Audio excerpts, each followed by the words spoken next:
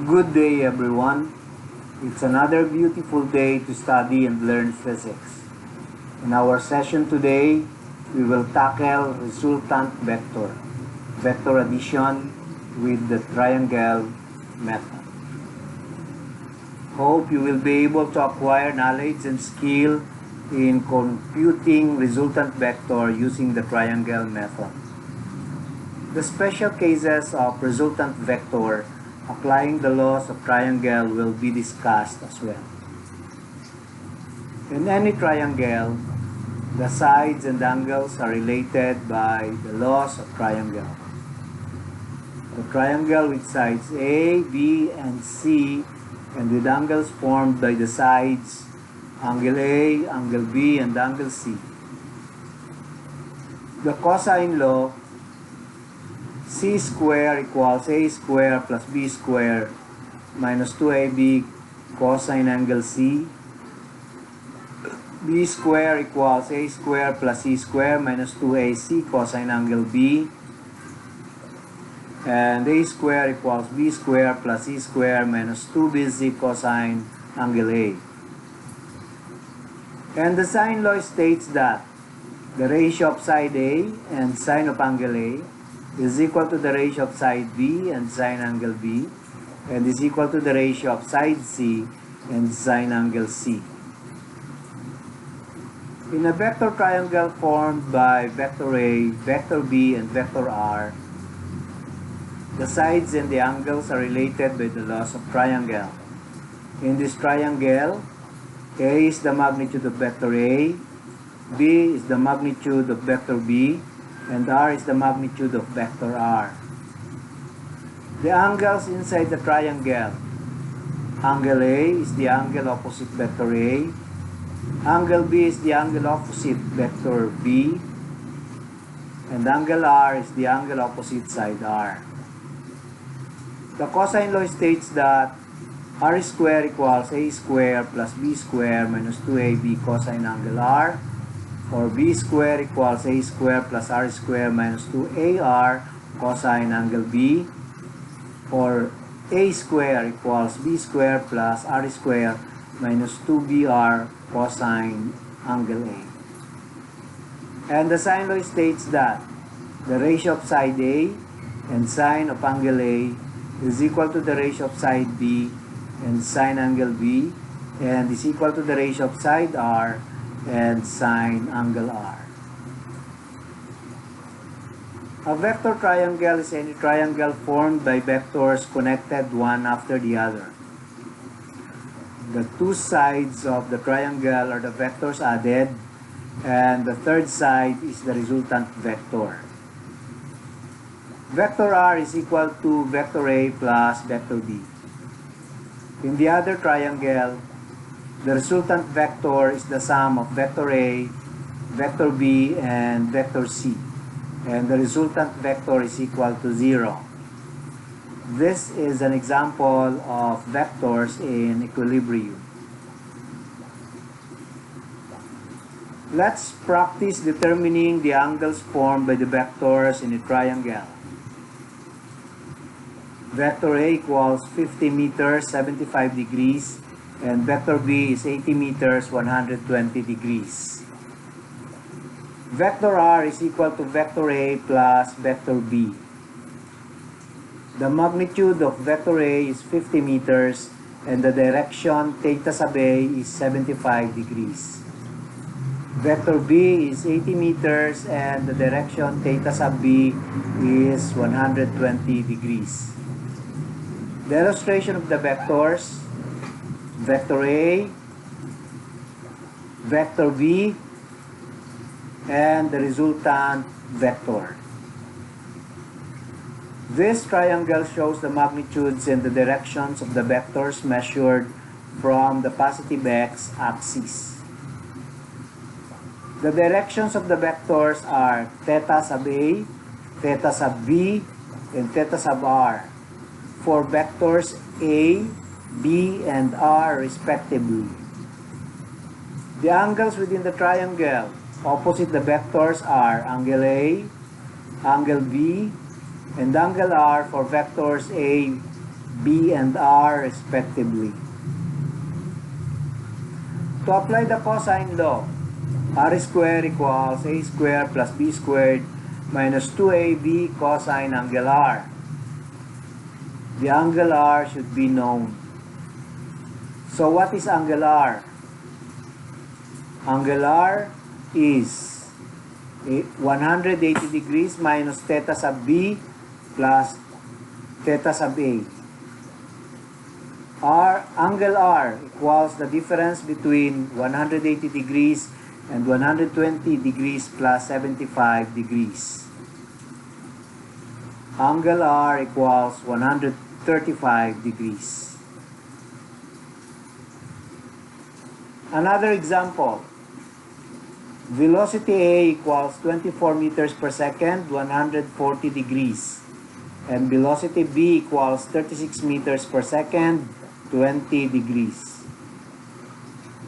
The resultant vector, velocity sub R, is equal to velocity sub A plus velocity sub B. The magnitudes of the velocities are 24 meters per second and 36 meters per second for V sub A and V sub B respectively. And the directions are 140 and 20 degrees. The illustration of the vectors. Velocity A, velocity V, the resultant velocity. The directions of the vectors, theta, and the angles formed within the triangle. To apply the cosine law, V sub R squared equals V sub A squared plus V sub B squared minus 2V sub A times V sub B cosine angle R. The angle R should be known. So what is angle R? Angle R is the sum of theta sub B and 180 degrees minus theta sub A. Angle R is the difference between 180 degrees and 140 degrees plus 20 degrees. Thus, angle R equals 60 degrees. Let's have another example. Vector A is equal to 12 kilometers 60 degrees south of west, and vector B is equal to 30 kilometers north. The resultant vector, vector R, is equal to vector A plus vector B. The vectors' magnitude and directions are A and B with values 12 kilometers and 30 kilometers respectively, and the directions are 60 degrees south of west and north respectively. The directions contain angular and wind directions. It should be expressed in pure angular form before continuing with the triangle method. In pure angular, 60 degrees south of west is 240 degrees and north is 90 degrees. The illustration. This is vector A and this is vector B. This is the resultant vector. The direction of the resultant vector is theta sub R. And to apply the cosine law, R squared equals A squared plus B squared minus 2AB cosine angle R. The angle R should be known. So what is angle R? This angle, theta sub B is 90 degrees. And this angle is theta sub A minus 180 degrees. For opposite angles are equal. Then angle R is equal to theta sub B minus the difference between theta sub A and 180 degrees. Substituting the values of theta sub B and theta sub A, angle R is 90 degrees minus 60 degrees. Angle R is 30 degrees. Now, let's find the resultant vector using the triangle method. Example, a man walked 250 meters 30 degrees north of east and 400 meters 80 degrees south of east. What is the total displacement of the man? Given in the problem are vector A equals 250 meters 30 degrees north of east and vector B equals 400 meters 80 degrees south of east. Take note that the directions contains both angular and wind directions and have to be converted to pure angular measure. When converted to pure angular, vector A is 250 meters 30 degrees and vector B is 400 meters 280 degrees. With A equal to 250 meters, theta sub A equal to 30 degrees, B equal to 400 meters, and theta sub B equal to 280 degrees. The illustration, vector A with the direction theta sub A, vector B with the direction theta sub B, and this is the resultant vector, vector R, and the direction theta sub R. The angles inside the triangle, angle A, angle B, and angle R. The vector equation is vector R is equal to vector A plus vector B. The required in the problem are the magnitude of the resultant vector R, the direction of the resultant theta sub R, and the resultant vector. The formula to be used in solving for the magnitude of the resultant vector R is the cosine law. Find the angle by analyzing the vector triangle. This angle is equal to theta sub A. Angle R is equal to theta sub B minus the sum of 180 degrees and theta sub A.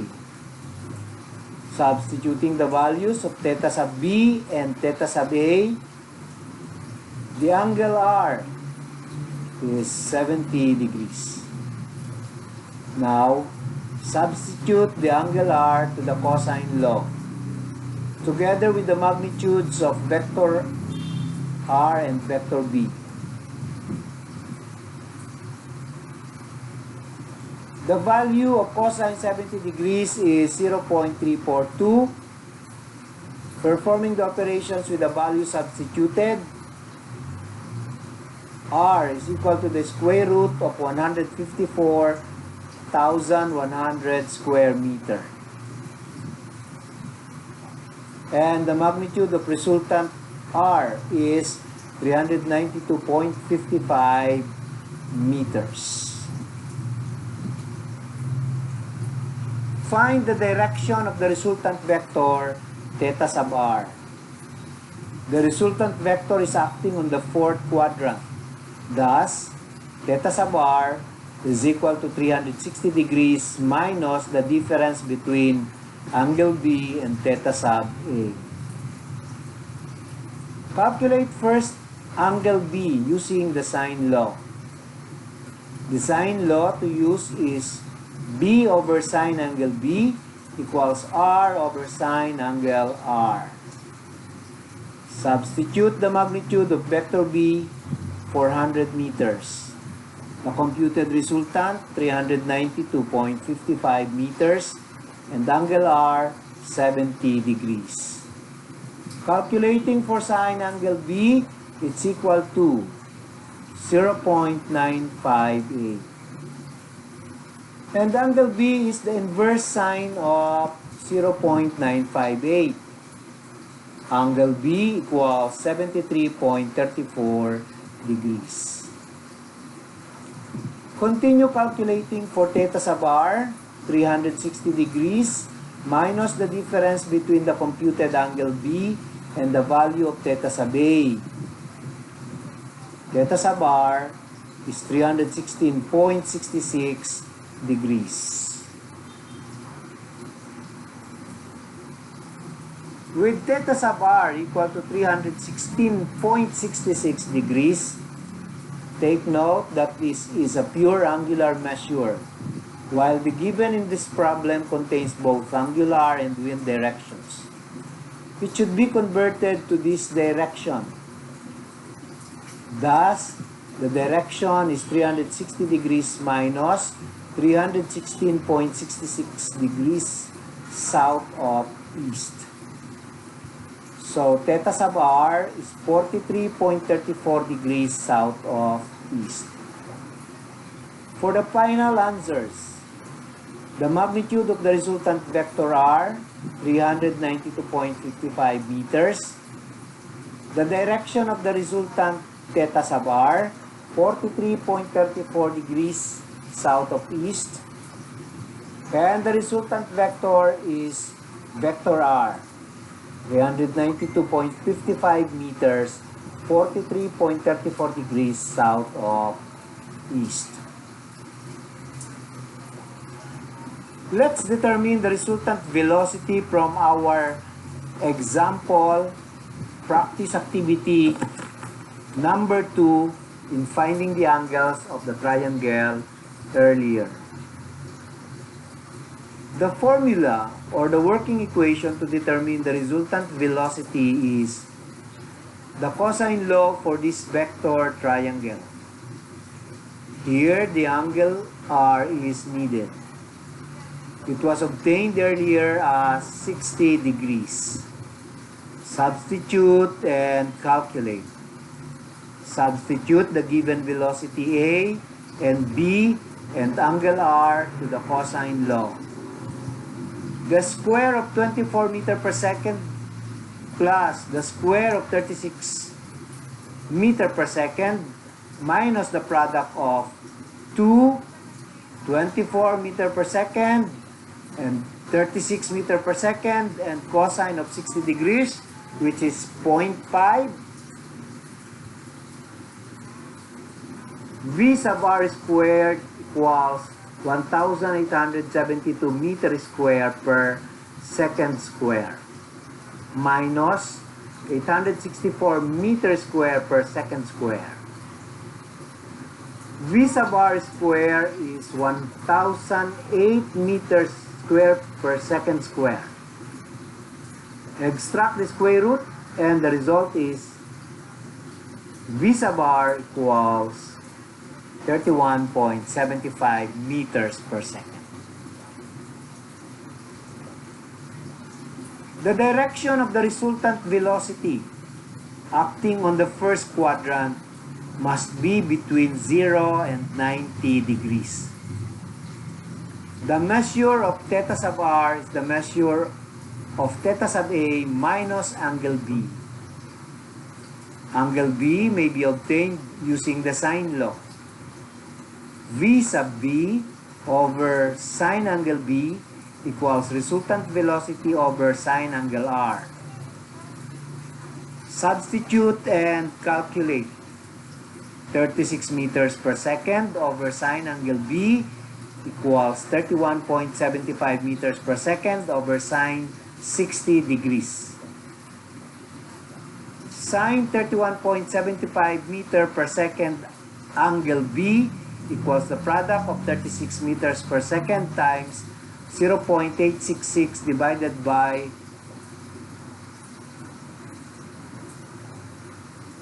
31.75 meters per second. I will repeat the sine law.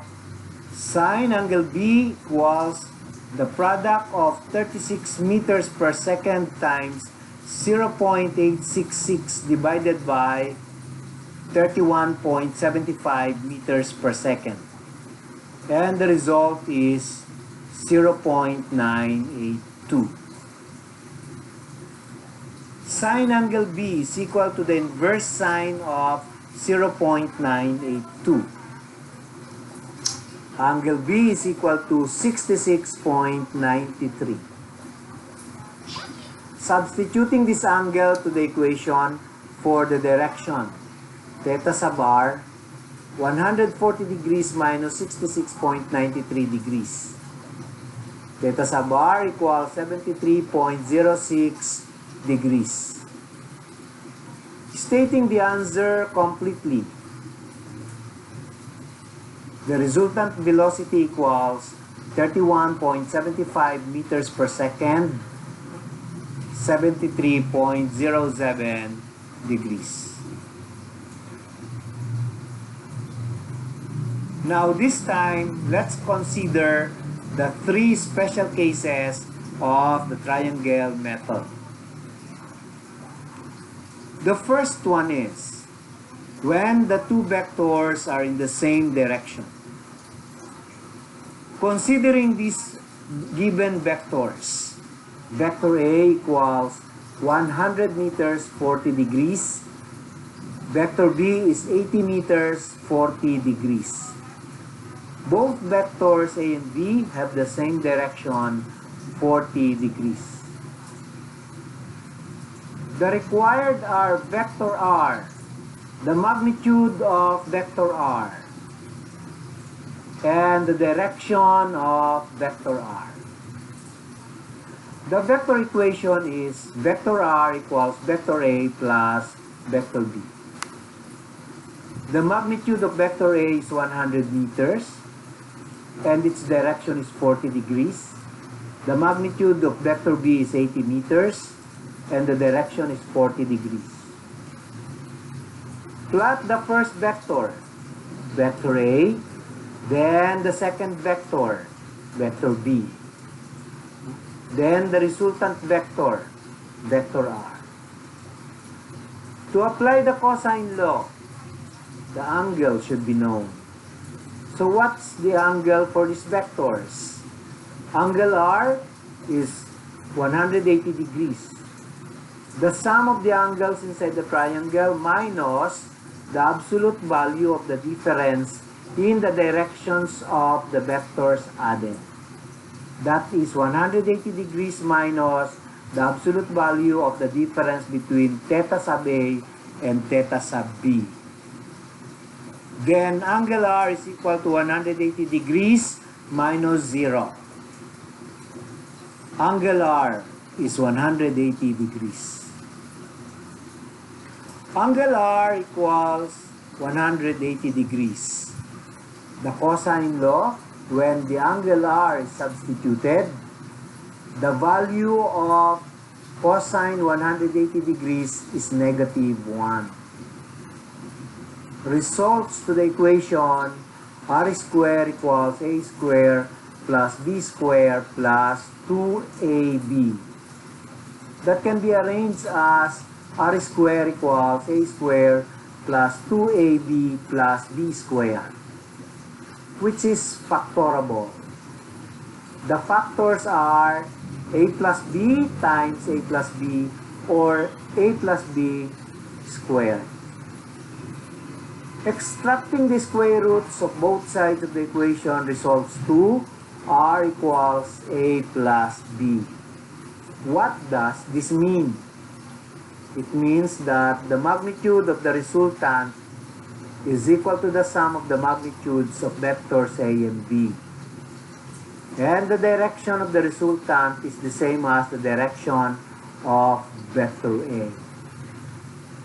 Thus, vector R, which is equal to, or has the magnitude R equals A plus B, is another statement of the cosine law, and this is true when the directions of the vectors are the same.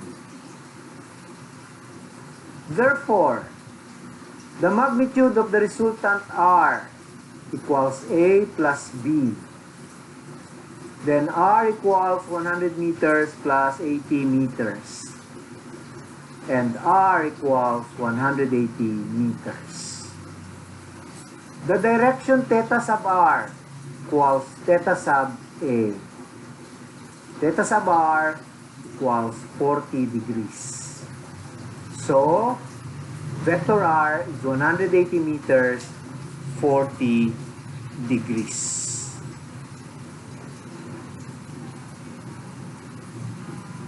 The second special case is when the vectors are in the opposite directions. The given vectors are vector A equals 100 meters, 40 degrees. Vector B equals 80 meters, 220 degrees. These vectors are acting in opposite directions. What is the resultant vector? The magnitude and direction. These are the required.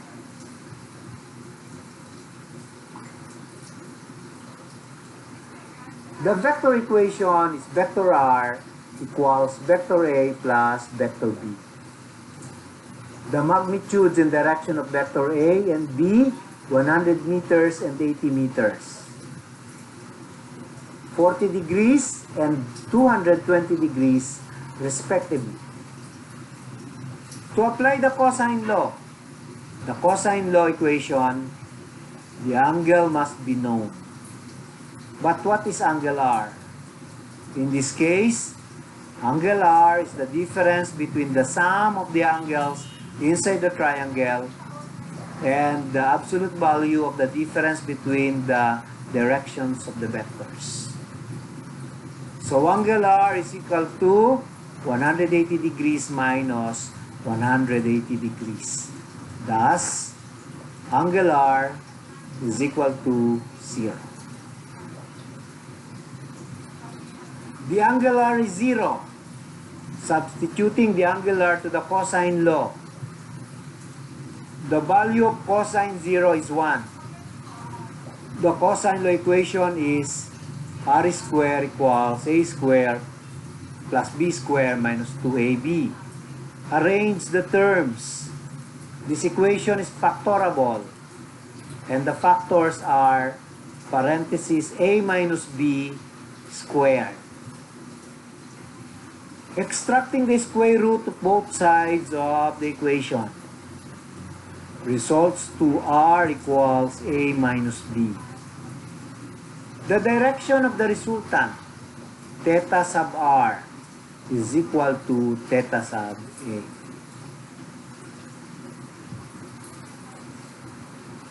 The equation r equals a minus b is a restatement of the cosine law. And this is true when the vectors are in the opposite directions. Therefore, r equals a minus b. Substitute the values of a and b. 100 meters minus 80 meters. R equals 20 meters. The direction theta sub r equals theta sub a. Theta sub a is equal to 40 degrees. Thus, theta sub r, the direction of the resultant vector, is 40 degrees. The resultant vector is 20 meters, 40 degrees.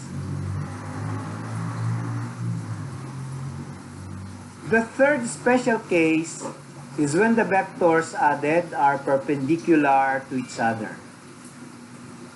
With the given vectors, vector A equals 100 meters, 40 degrees, and vector B equals 130 degrees. The required are the resultant vector, the magnitude of the resultant vector, and the direction of the resultant vector. The vector equation is vector r equals vector a plus vector b. From the given vectors a and b, the magnitudes are 100 meters and 80 meters, respectively. And the directions are 40 degrees and 130 degrees, respectively. The illustration of the vectors: vector A, vector B, and the resultant vector. The angles inside the triangle: angle A, angle B, and angle R. To apply the cosine law equation, angle R should be known. So what's angle R? This angle inside the triangle is 180 degrees minus theta sub B. And this angle is equal to theta sub A. The sum of these angles is equal to angle R. Substitute the value of this angle. Angle R equals 50 degrees plus 40 degrees. Angle R is equal to 90 degrees. A triangle with 90-degree angle is a right triangle. For the direction of the resultant vector, theta sub R equals theta sub A plus angle B. Angle B should be obtained first using sine law or using the tangent function. With angle R equal to 90 degrees, the cosine law equation: substitute the value of angle R. The value of cosine 90 degrees is 0. The equation becomes R square equals A square plus B square. This equation is known as the Pythagorean theorem. Therefore, R square equals A square plus B square. Substituting the values of A and B, the resultant is 128.06 meters. To determine the direction of resultant vector, it should be measured from the positive x-axis. Find first angle B. Angle B is equal to the inverse tangent of the ratio of the magnitudes of vectors B and A. Angle B is equal to inverse tangent of 80 meters divided by 100 meters. Results to angle B equals inverse tangent of 0.8. The measure of angle B is 38.66 degrees. The direction of the resultant, theta sub R, is equal to theta sub A plus angle B. Theta sub R equals 40 degrees plus 38.66 degrees. Theta sub R equals 78.66 degrees. The resultant vector is 128 meters, 78.66 degrees. The answers are the magnitude of the resultant, 128.06 meters. The direction of the resultant is 78.66 degrees. And vector R is 128.06 meters, 78.66 degrees.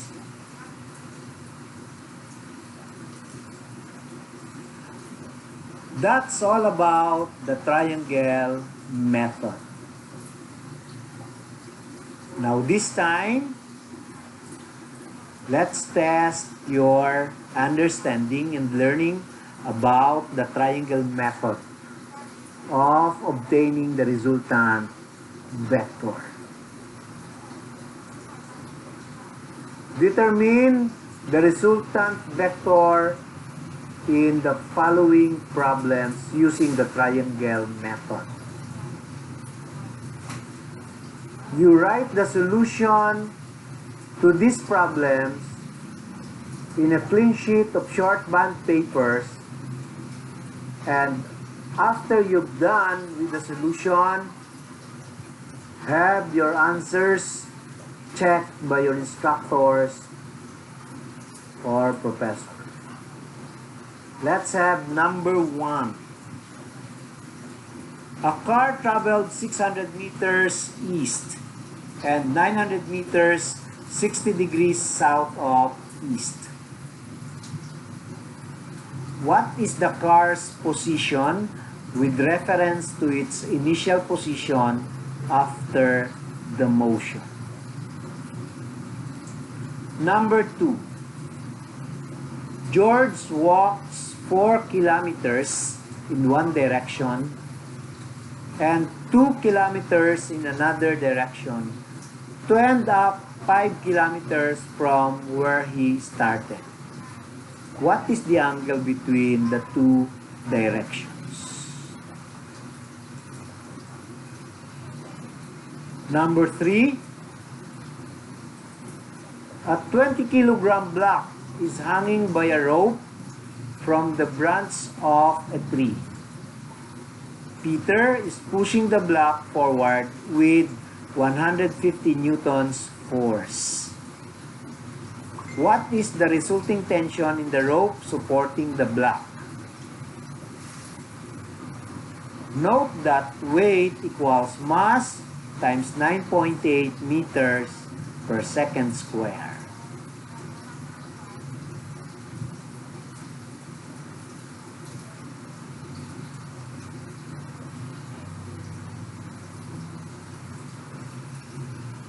That's all. Hope you meet the objectives in this lesson. Thank you for watching. If you learned from this video presentation and enjoy watching, don't forget to like, share, and subscribe for more learning videos coming ahead. Thanks and good luck.